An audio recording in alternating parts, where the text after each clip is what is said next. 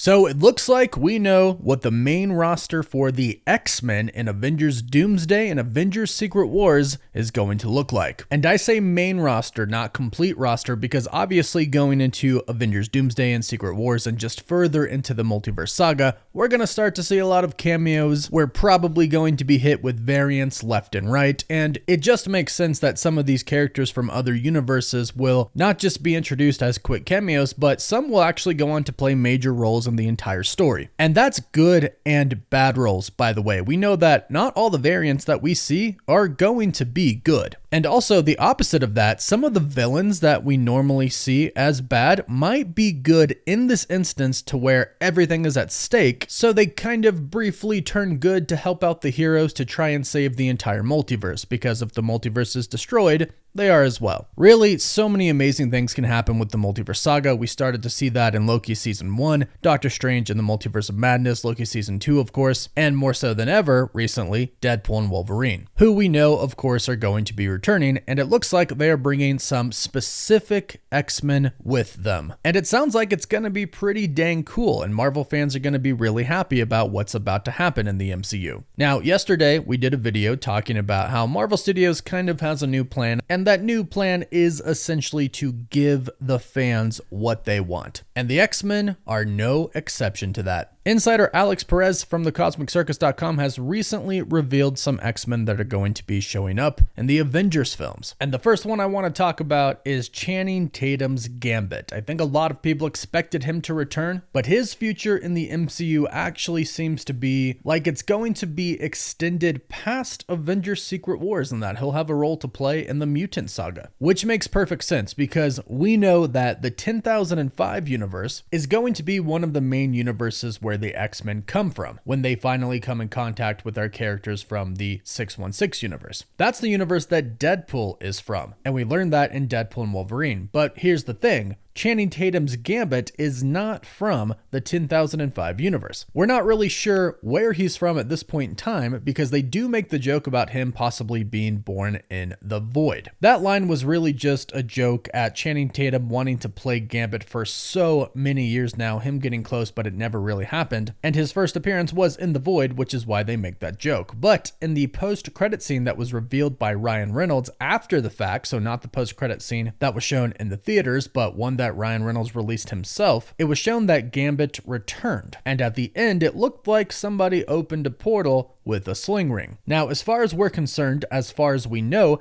Deadpool did not have a sling ring. It was Cassandra Nova who opened up the portal at the very end with a sling ring that she got from a Doctor Strange variant. So could this be a portal opened by somebody from his universe? Because maybe he does actually have a universe. Maybe they want to kind of retcon it there. Or if Wong or Doctor Strange from our main universe are seeking people to help with the Multiverse of War, it could be one of them. But regardless, this was more than just a tease. Channing Tatum's Gambit is coming back into it all in Avengers DOOMSDAY and Avengers Secret Wars, according to Alex Perez from the Cosmic Circus. And Channing Tatum seemingly confirmed this as well in a recent interview with Screen Rant, where he said, "I'm not going to bore everybody with what we were trying to do with our Gambit film, but it was an origin story. We were trying to create something that would fit within the world and interact with Deadpool. You could put Deadpool in a lot of scenes with other MCU characters, and he'd possibly just make fun of them the entire time, but he wouldn't because Ryan loves comics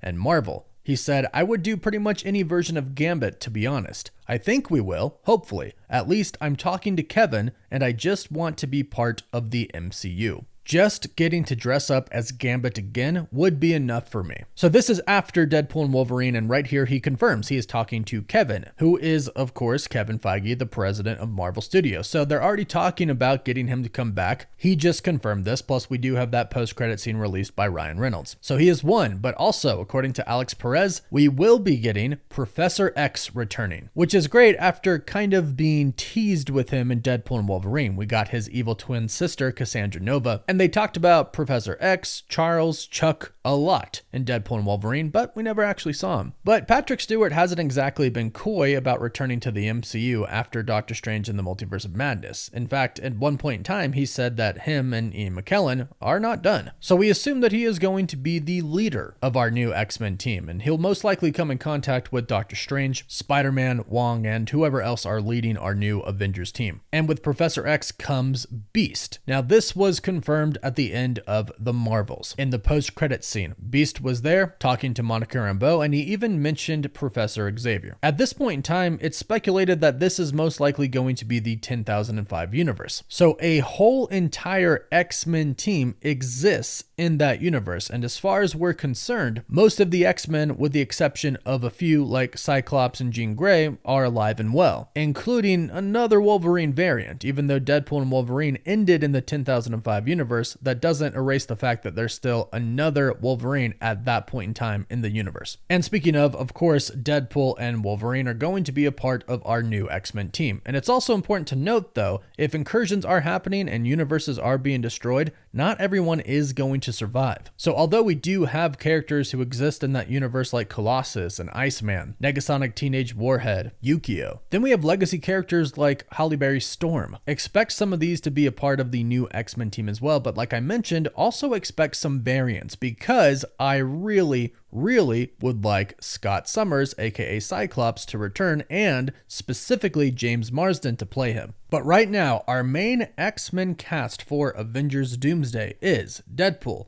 Wolverine, Professor X, Gambit, and Beast. And right away, that's just going to be an extremely cool team to see on screen. And like I mentioned, if what Patrick Stewart said a while ago is true, then Ian McKellen should be returning as Magneto. He's going to be another part of the team. Yes, you could say he's a villain, but again, when it comes to the destruction of the world, let alone the multiverse, obviously Magneto's going to team up with his old buddy Charles and do what they can to save themselves, save the world, and save the multiverse. So add Magneto to that as well, based on what Patrick Stewart has said. That's a pretty cool team. And this kind of falls in line with what we heard Kevin Feige wants Avengers Doomsday and Avengers Secret Wars to be. And that is kind of a homage, a tribute to those original X-Men, because that is when he got his career started as well, on the very first X-Men film. He has worked with these actors for a really long time. Basically 25 years, that's a really long time, and he wants to see them get their ending, which is basically what they showed us in Deadpool and Wolverine. So they're going to give us that on a bigger scale. Since the characters in those films never got to be a part of a connected universe, the MCU, Kevin Feige is finally giving that to them. And that includes Andrew Garfield and Tobey Maguire's Spider-Man, who are also said to be returning. Alex Perez talked about that recently, plus other insiders have mentioned this as well. Spider-Man 4 might not only give us Venom, Tom Hardy's Venom in the MCU, but should show us the return of Tobey Maguire and Andrew Garfield's Spider-Man. And according to Alex, both Marvel and Sony want them to play bigger roles than they played in the previous film. So basically, instead of just showing up in the third act, they're probably going to show up in the first act or second act. And with this report, obviously that does mean what we've been hearing for Spider-Man 4, it's gonna be a multiversal film. And if you haven't heard, recently it said that Anya Taylor-Joy is being eyed to play Black Cat, which I actually think would be really cool, but that would mean Spider-Man probably has another romantic interest. So things are getting pretty interesting for the MCU as far as characters are concerned. We're getting a lot of new characters, we're gonna see some old characters return, and we're gonna see some old actors return playing new characters. Marvel Studios seemingly has a lot up their sleeves right now, and that includes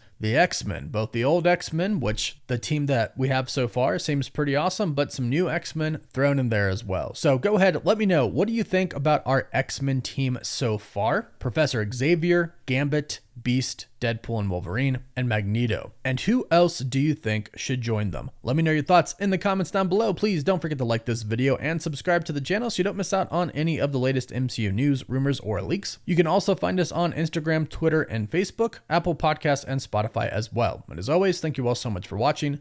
Woof woof.